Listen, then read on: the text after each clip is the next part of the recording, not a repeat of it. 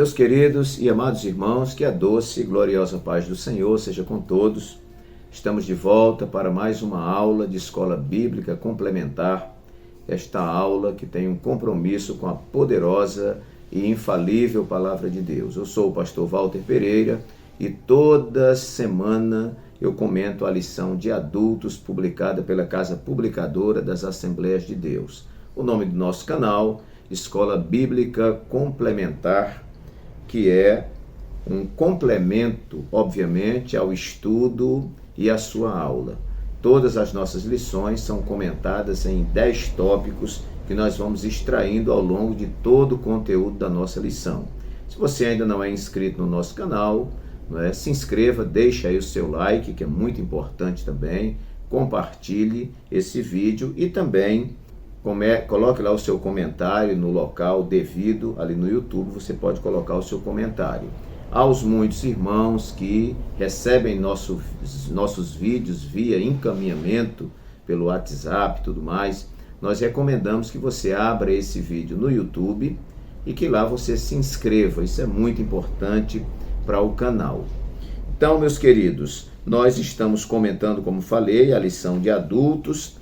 Esta lição desse trimestre trata sobre até os confins da terra, pregando o evangelho a todos os povos até a volta de Cristo. Lição muito interessante, lição que está sendo comentada, por um mestre aí, pastor Wagner Gabi, líder da Assembleia de Deus em Curitiba, e que é conferencista, escritor de obras da CPAD e tudo mais. Então, uma pessoa muito experiente que nos brinda com esta lição interessante, que é um convite à igreja a cumprir a sua missão, que é a sua razão existencial, que é pregar o evangelho, seja no evangelismo local, seja nas missões transculturais.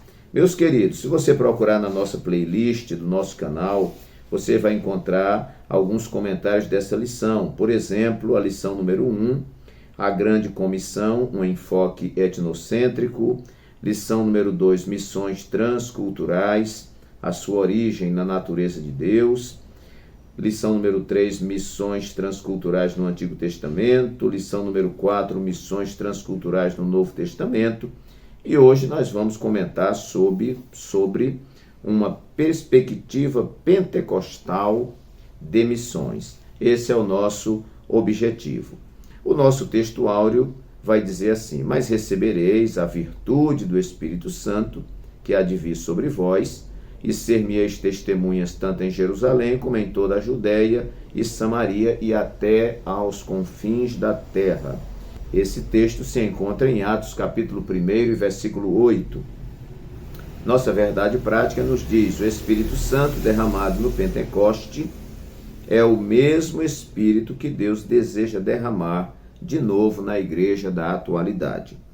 A leitura bíblica em classe se encontra em Atos capítulo 2, versículos de 1 a 8 e dos versículos 14 a 18, que nos diz assim: cumprindo-se o dia de Pentecostes, estavam todos reunidos no mesmo lugar, e, de repente, veio do céu um som, como de um vento veemente e impetuoso, e encheu toda a casa em que estavam assentados.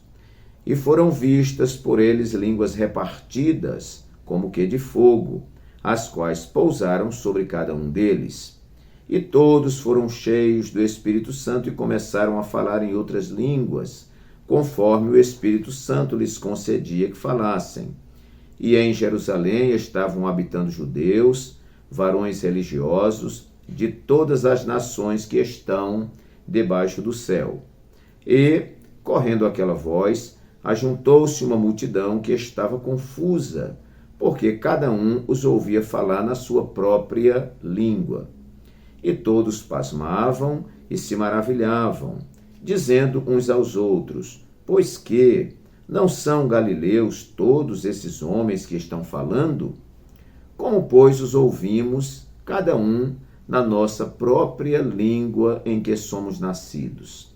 Pedro, porém, pondo-se em pé com os 11, levantou a voz e disse-lhes: varões judeus e todos os que habitais em Jerusalém, seja-vos isto notório, e escutai as minhas palavras. Estes homens não estão embriagados, como vós pensais, sendo esta a 3ª hora do dia, que era 9 horas da manhã. Mas isso é o que foi dito pelo profeta Joel. E nos últimos dias acontecerá, diz Deus, que do meu espírito derramarei sobre toda a carne, e os vossos filhos e as vossas filhas profetizarão, os vossos jovens terão visões, e os vossos velhos sonharão sonhos, e também do meu espírito derramarei sobre os meus servos e minhas servas, naqueles dias, e profetizarão. Muito bem, nossa lição, como sempre, irmãos, consta de uma introdução que vai trazer uma visão geral, uma visão panorâmica da nossa lição. Depois ela tem aí 3 tópicos, né? O primeiro tópico vai tratar sobre uma perspectiva pentecostal de missões. Como subtópico nós temos somos evangélicos, somos pentecostais, contribuições pentecostais às missões. Depois nós temos o tópico número 2, a obra missionária depois do Pentecostes. E como subtópicos nós temos a causa da obra missionária da primeira igreja, a expansão missionária da primeira igreja, Deus não faz acepção de pessoas. E terceiro tópico, a ação do Espírito Santo e a obra missionária, tendo como subtópicos a função do Espírito na obra missionária, o Espírito Santo capacita para a obra, Deus age por meio do Espírito Santo. E, por fim, a conclusão, fazendo aí o fechamento da nossa lição. Uma lição muito interessante, é importante que você leia todos esses tópicos e subtópicos, né? E aqui nós vamos estar passando para vocês, 10 tópicos baseados no comentário feito na nossa lição. E, vez ou outra, nós colocamos um tópico extra, mas respeitando, claro, o assunto da lição. Aqui eu abro um parêntese para cumprimentar também aqueles que nos ouvem pela Rádio Farol FM 90.1, toda quarta-feira às 22 horas. Ali o pastor Adriano Oliveira é quem organiza todo esse trabalho e coloca para os irmãos ouvirem aí pelo rádio. Também os nossos queridos irmãos da Rádio Web Gênesis e da Rádio Web Capital Maceió, que também retransmitem o áudio dessa nossa aula. E também queremos aqui agradecer aos queridos irmãos do portal AD Alagoas, que é o portal oficial da nossa igreja, que fazem sempre a gentileza de postar os nossos vídeos ali. Acredito que todas as quintas-feiras, mais ou menos, eles já colocam no finalzinho, que é para você já aproveitar ali o finalzinho de semana e ouvir também um comentário. Deixando aqui muito claro, tá, irmãos, que este meu canal não é um canal oficial da Igreja Assembleia de Deus no estado de Alagoas. Eu sou um pastor da Igreja Evangélica Assembleia de Deus no estado de Alagoas e gravo esses vídeos independentemente, tá bom? Então, muitas vezes o meu pensamento aqui não reflete necessariamente o pensamento da direção da nossa igreja, da nossa convenção e etc. Pode ser que eu diga alguma coisa aqui que os irmãos discordem, não tem nenhum problema, Esse vídeo é um vídeo independente, toda a responsabilidade está sobre os meus ombros. O que eu estou tentando, errando ou acertando, é dar uma colaboração e ajudar. Fazendo isso, eu estarei muito satisfeito. Então, o primeiro tópico que eu anotei aqui foi entendendo o pentecostalismo. A nossa lição, ela traz explicações sobre isso. Que perspectiva pentecostal é essa que nós vamos tratar? Então, você vai ver aí no tópico 1 e subtópico 2, onde está escrito somos pentecostais, que diz assim: com o termo pentecostal, nos referimos ao crente que crê que a experiência do Espírito Santo que ocorreu com os apóstolos no dia de Pentecostes, de acordo com o livro de Atos, pode acontecer hoje também. Ou seja, a experiência com o Espírito Santo hoje não é diferente da experimentada pelos cristãos do século I. Nas palavras do missiólogo Paul Pormevail, essa experiência do Espírito Santo perpassou a história da igreja. Ela remonta à obra do Espírito Santo com a igreja que começou no dia de Pentecostes e continua ao longo dos últimos dias, até que Jesus Cristo volte para arrebatar a sua igreja. Também no auxílio missiológico, nós temos quem é o pentecostal. Aqui nos diz, o pentecostalismo clássico refere às igrejas pentecostais que se separaram das igrejas históricas do protestantismo no início do século passado. A questão que ocasionou a ruptura foi a crença de que o evento no dia de Pentecostes, mencionado em Atos 2:4, refere-se a uma experiência disponível para os cristãos de todas as eras. Então, onde houve a partilha? Quando um grupo entendeu que aquela experiência foi somente para os apóstolos, foi somente para a igreja primitiva. Nós entendemos, nós pentecostais das Assembleias de Deus, que o que aconteceu lá perpassa toda a história da igreja e está sendo válida para hoje e sendo válida para o futuro. Nós estamos seguros na palavra aqui do profeta Joel: derramarei sobre toda a carne do meu espírito, e os vossos filhos e as vossas filhas profetizarão, os vossos jovens terão visões, e os vossos velhos sonharão sonhos. Também derramarei do meu espírito sobre os meus servos e as minhas servas. E esta promessa é para tantos quantos nosso Senhor chamar. Então, essa experiência nós vivenciamos ela hoje. Eu creio que os nossos filhos vão vivenciar, os nossos netos vão vivenciar, se Jesus não voltar para arrebatar a sua igreja muito em breve. Então nós temos aqui uma explicação, não é? O que nós entendemos, o entendimento sobre o ser pentecostal, sobre o pentecostalismo, ok? Segundo lugar, eu coloquei assim: missões partindo de uma experiência pessoal.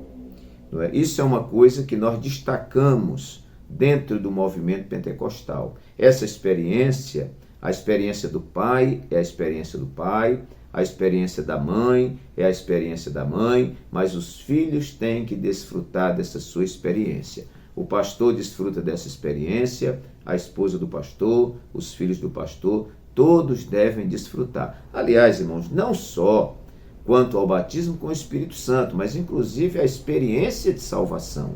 Filho de crente precisa aceitar Jesus como Salvador, se ainda não o fez. Não é porque nasceu num berço evangélico que o indivíduo automaticamente já é cristão. Não é porque o pai é batizado com o Espírito Santo que o filho já é batizado com o Espírito Santo. Não é assim. Então, essa busca de salvação e de experiência com Deus, batismo com o Espírito Santo, é uma experiência, mas existem outras, existem dons espirituais. Então, cada um cavando o seu poço, cada um buscando sua experiência com Deus, cada um cultivando esse relacionamento com Deus. Então, missões partindo de uma experiência pessoal. Essa é uma perspectiva pentecostal. Você vai ver no versículo 3 da nossa leitura que diz assim: e foram vistas por eles línguas repartidas como que de fogo, as quais pousaram sobre cada um deles. O que veio para Pedro, veio para Pedro. O que veio para Tomé, veio para Tomé. O que veio para Bartolomeu, veio para Bartolomeu. O que veio para João, veio para João. O que veio para Maria, veio para Maria. O que veio para Tiago, veio para Tiago.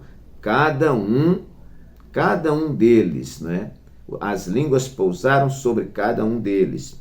O versículo 4 vai dizer: e todos foram cheios do Espírito Santo e começaram a falar em outras línguas, conforme o Espírito Santo lhes concedia que falassem.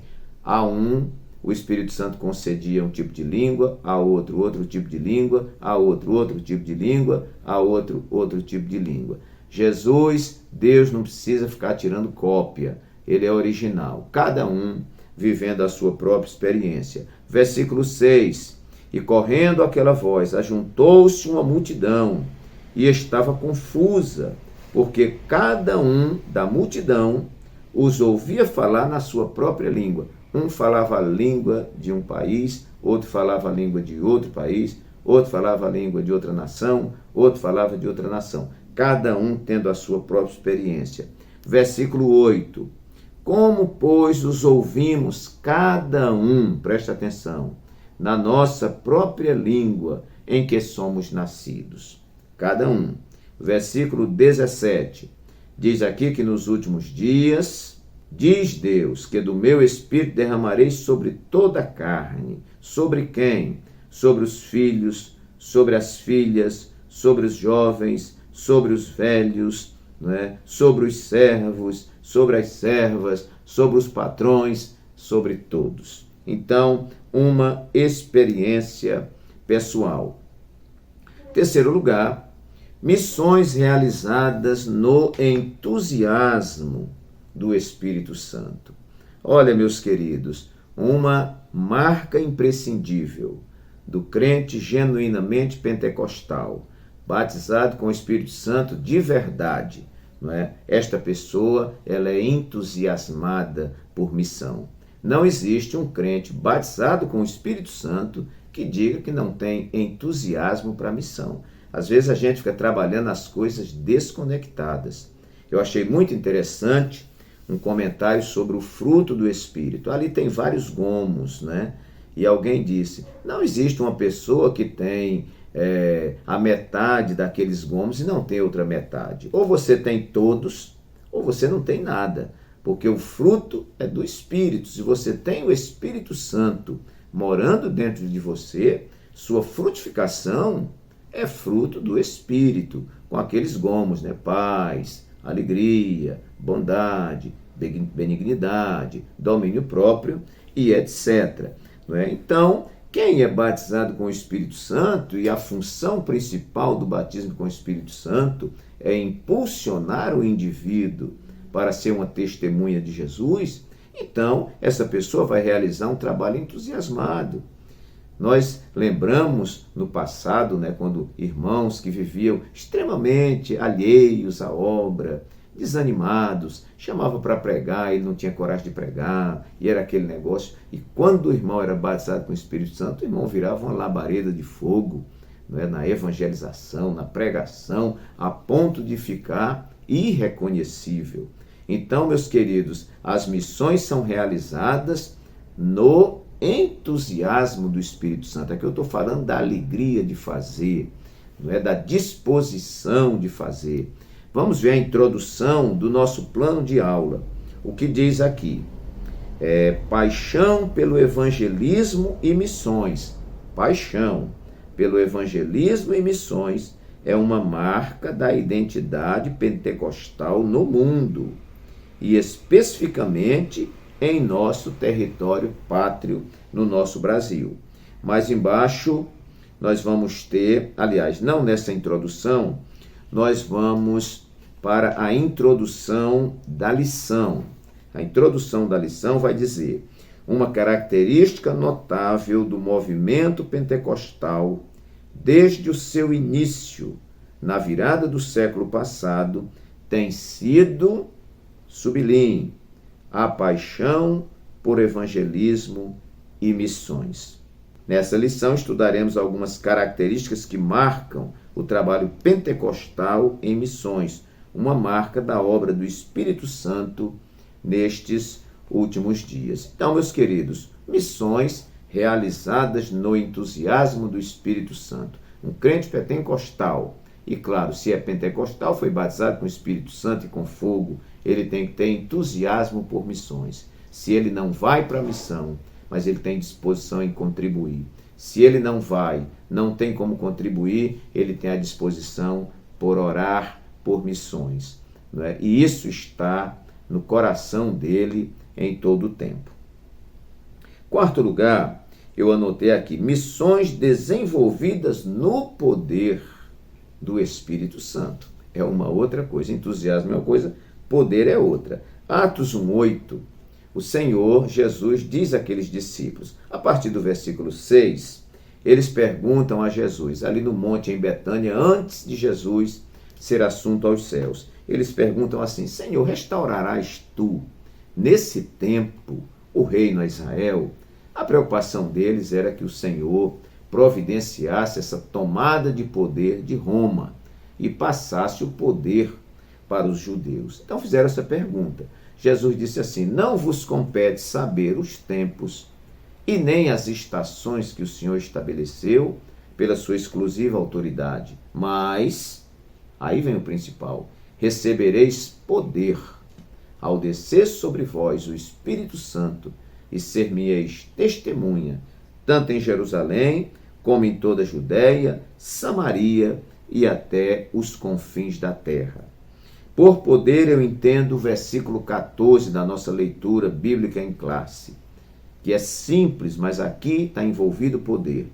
Versículo 14. Pedro, porém, aquele que negou Jesus. Olha o porém. Pedro, porém, pondo-se em pé com os 11, levantou a voz e disse-lhes, varões judeus e todos os que habitais em Jerusalém, seja-vos isto notório e escutai as minhas palavras. Não era mais o Pedro tímido, o Pedro medroso, o Pedro que havia negado Jesus. Agora era um homem revestido do poder de Deus. Muito bem, tópico 2 e subtópico 1, vamos ler também aqui uma outra observação. Diz assim, a descida do Espírito Santo no dia de Pentecostes é o acontecimento que impulsiona a obra missionária da primeira igreja. O Senhor Jesus disse aos discípulos que uma vez capacitados pelo poder do Espírito Santo, eles seriam suas testemunhas até os confins da terra. Por isso, o período em que a igreja cristã viveu seu maior crescimento foi o do primeiro século de nossa era. Ali começou o poderoso movimento de missões. Nesse sentido, os 8 primeiros capítulos de Atos dos Apóstolos explicam a razão desse crescimento. Antes de sair para alcançar as nações com o Evangelho, os discípulos deveriam estar revestidos de poder. Atos, capítulo 1, versículo 4. Isso se cumpriu fielmente em Atos, capítulo 2. Então está aí, irmãos, a explicação para uma missão desenvolvida no poder do Espírito Santo. Você que se encontra desanimado, não tem força para pregar, não tem força para evangelizar, não tem força para falar de Jesus, a receita está aqui. Peça ao Senhor um revestimento de poder do alto, porque se o irmão não é batizado com o Espírito Santo, se o irmão não tem essa chama queimando no seu coração e diz, eu estou meio desanimado para testemunhar, para falar de Jesus, logicamente, Jesus foi quem disse que eles esperassem em Jerusalém até que do alto fossem revestidos do poder. Por que tinha que esperar? Porque Jesus viu que uma missão feita fora do poder do Espírito Santo, ela é uma missão ineficaz. O nosso entendimento é que os nossos cultos, a nossa missão, a nossa evangelização, o nosso louvor só tem algum sentido se estiver no poder do Espírito Santo. Um pregador da década de 80 diz que um crente vazio do Espírito Santo é uma perda do tempo de Deus. Muito bem, vamos então para o nosso quinto tópico. No nosso quinto tópico, vamos tratar sobre missões produzidas na direção do Espírito Santo. Eu estou aqui numa perspectiva pentecostal. Então, meus queridos, lembrando então, primeiro tópico, entendendo o pentecostalismo, já fizemos aí uma exposição. Segundo ponto, missões partindo de uma experiência pessoal. Terceiro lugar, missões realizadas no entusiasmo do Espírito Santo. Quarto lugar, missões desenvolvidas no poder do Espírito Santo. E agora, quinto lugar, missões produzidas na direção do Espírito Santo. Não é só o entusiasmo e o poder, mas a direção também deve ser a direção do Espírito Santo. Olha o tópico 3 e o subtópico 3, que vai nos dizer assim, tem 2 pontos aqui. Logo no começo diz, na obra Verdades Pentecostais, da CPAD, uma obra do pastor Antônio Gilberto, de saudosa memória, né? Esta obra descreve a assistência do Espírito Santo na obra missionária. E o autor mostra que o Espírito Santo escolhe, envia, capacita e direciona os evangelizadores. Mas embaixo está escrito assim, assim a igreja que dá espaço para a atuação do Espírito Santo será um celeiro de evangelismo, com eficácia e direção divina. Então, meus queridos, quem nos dá a direção, né? Paulo queria ir para uma direção, o Espírito Santo disse, não vá para essa direção, vá para outra. Então, viver na dimensão do Espírito, ser um pentecostal, é entender que sua vida é conduzida pelo Espírito Santo. O Espírito Santo mora em você, o Espírito Santo lhe batiza, né? Batizado com o Espírito Santo, e você vive na direção do Espírito Santo, né? Nós entendemos que isso é muito importante. Nós queremos que os nossos cultos gozem da direção do Espírito Santo, né? Eu dizia hoje na igreja, antes de começar o culto, vamos orar, irmãos, porque para cantar nós precisamos do Senhor, para orar nós precisamos do Senhor, para ouvir nós precisamos do Senhor, para ensinar nós precisamos do Senhor, enfim, para tudo que nós vamos fazer. Então, essas missões, numa perspectiva pentecostal, elas são produzidas na direção do Espírito Santo. Quando vamos mandar um missionário para um país lá fora, ou para o interior do estado, nós cremos que o nosso pastor, ele ora e recebe de Deus a direção. É por isso que alguns que pensam que vão, não vão. Outros que muitas vezes pensam que não vão, vão, porque quem direciona tudo isso é o Espírito Santo e deve ser o Espírito Santo.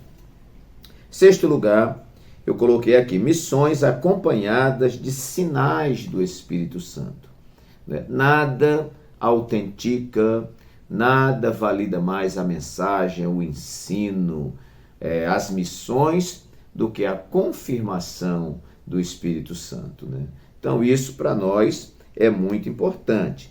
No plano de aula, na parte onde trata da motivação, nós temos um pequeno trecho no finalzinho que diz, por meio do Espírito Santo, o Evangelho chega aos povos, com a confirmação dos sinais e maravilhas que mostram a veracidade da palavra. Então não é apenas uma guerra de diálogo, uma guerra de proposições, uma guerra de ideias. Não, o Evangelho, ele é poder de Deus para todo aquele que crê. Paulo disse, a minha palavra e a minha pregação não consistiram em palavras persuasivas de sabedoria humana, mas em demonstração de espírito e de poder.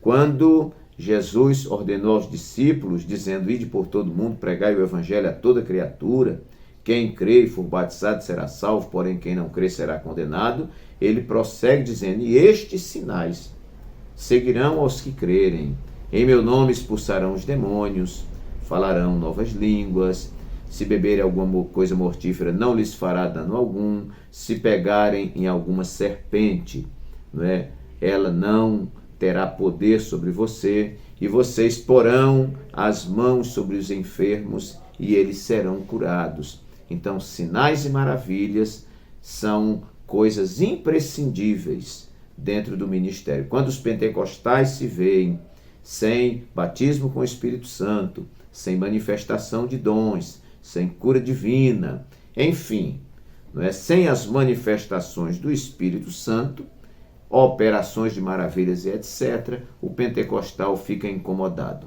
Não é? Então, estes sinais seguem essas missões produzidas dentro de uma perspectiva pentecostal.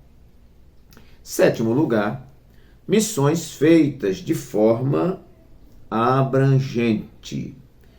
O pentecostal entende que as missões não devem ser feitas apenas na rua da igreja, apenas no bairro da igreja, mas na cidade, sejam nos bairros nobres, sejam nos bairros, né, mais simples, seja nas grotas, nas comunidades, enfim, em todos os lugares. Aqui na capital Maceió, no interior do estado, em outros estados, no Brasil e em qualquer parte do mundo. As missões, na perspectiva pentecostal, elas são abrangentes. E isto, claro, que coaduna com o pensamento do Senhor Jesus. Ele decide por todo o mundo.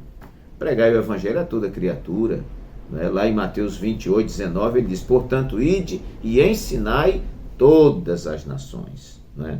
Então, vamos ver aqui no plano de aula, na introdução do plano de aula, que tem alguma observação sobre esse nosso sétimo ponto, que vai dizer assim: no Pentecoste, a igreja nasceu pregando o evangelho aos que estavam presentes, advindos de diversas regiões do mundo.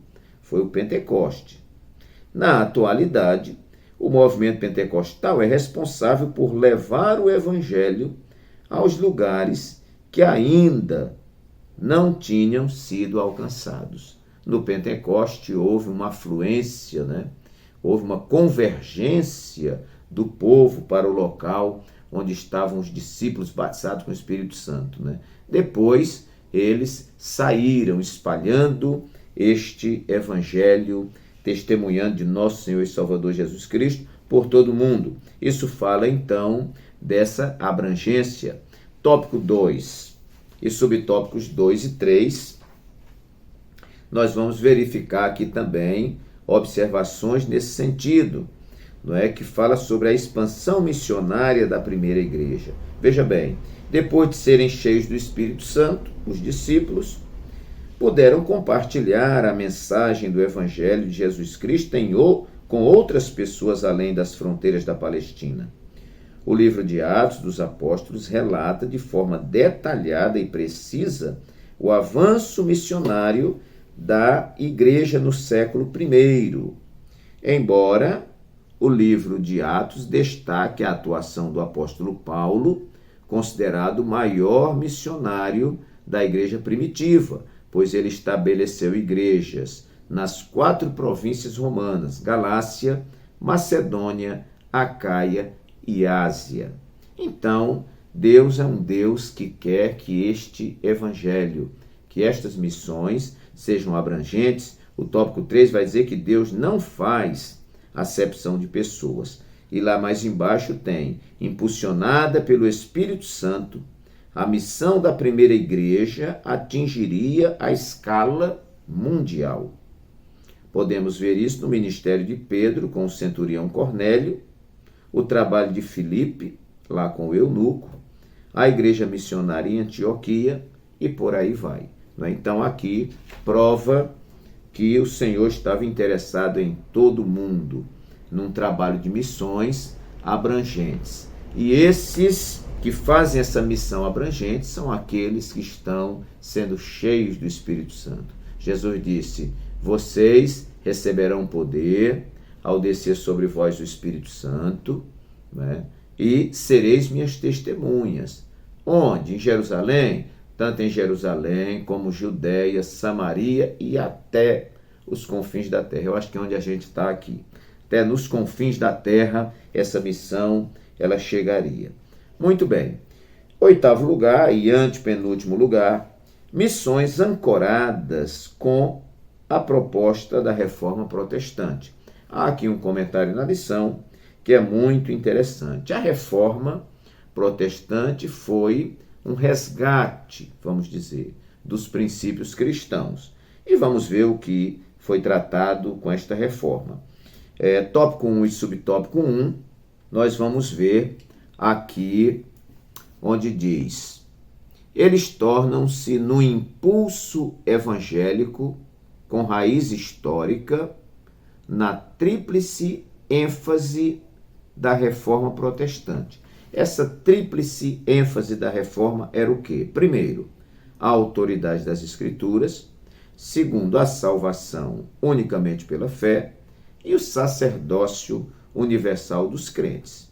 Então, de acordo com o missiólogo Paul Pomerville, podemos dizer que o movimento pentecostal contribuiu com esse impulso evangélico descrito acima, com a natureza dinâmica da fé cristã.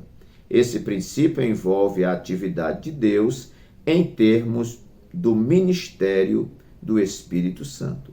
Se a intenção da reforma protestante era valorizar a autoridade das Escrituras, a salvação pela fé e o sacerdócio universal dos crentes, o movimento pentecostal cumpriu isso com muita excelência, principalmente na evangelização. E diga-se de passagem, nós temos lugares na nossa capital e no interior do estado, com todo respeito a muitas denominações históricas, que se esse povo tivesse esperando por essas denominações, até hoje não seriam evangelizados. Eu louvo a Deus por estar trabalhando na Igreja Evangélica Assembleia de Deus, uma igreja que avança, uma igreja que cresce, uma igreja que muitas vezes manda um pastor para uma cidade que não tem condição de manter esse pastor.